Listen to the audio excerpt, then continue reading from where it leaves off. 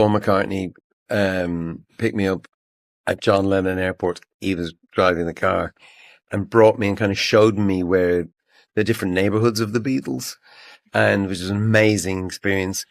And he'd stop and he'd say, "Oh, this is where this happened," and that's what. And he said, "Do you mind me telling you this?" And I'm like, "Are you kidding me?"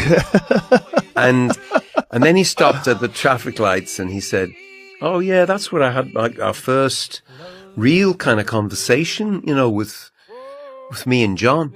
I said, "Hold on a second, I'm a bit of a Beatles student.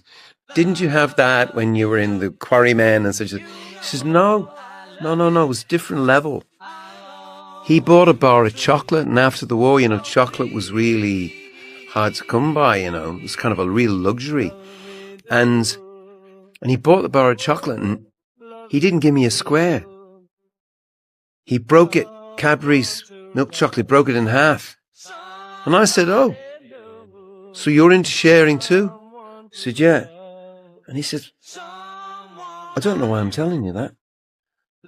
And he drove on, and I just thought, oh, I know why you're telling me that.